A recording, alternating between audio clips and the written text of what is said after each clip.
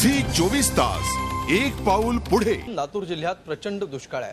लोकांना पिण्याच्या पाण्यासाठी पायपीट करावी लागते आहे। त्यामुळे लातूर जिल्हा दुष्काळग्रस्त जाहीर करण्याची मागणी राष्ट्रवादीने केली आहे। दरम्यान पाण्यावरून तालुक्यातलं राजकारण सुद्धा चांगलंच पेटलंय।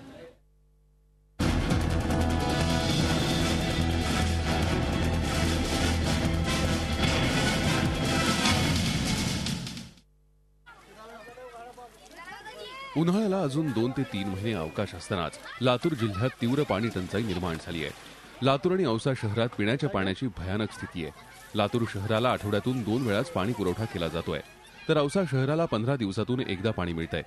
जिल्ह्यातील इतर गावात पाण्याचं दुर्भिक्ष आहे।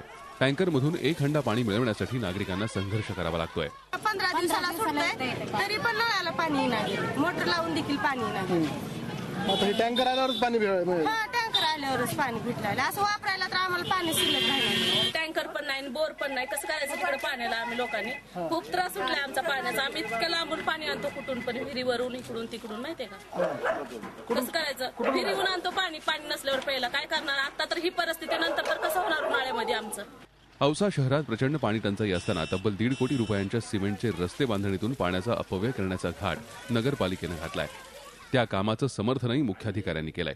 एवढे मोठ्या प्रमाणात ती कामं नाहीतच मुळात, आणि लोकांची मागणी असेल, स्थानिक नगरसेवकांच्या ज्या समस्या असतील, रस्ते वगैरे, तर त्या जर पाण्याचं टंचाई न होता जर करता येत असतील तर ते करण्यास हरकत नाही असं मला वाटतं। लातूर जिल्ह्यात दुष्काळग्रस्त जाहीर करण्याची मागणी होऊ लागली आहे। 3 तास पिण्याचे पाणी शोधण्यामध्येच या ठिकाणी मजूर वर्गाला जातात आणि फार वाईट परिस्थिती औसा शहरामध्ये आहे।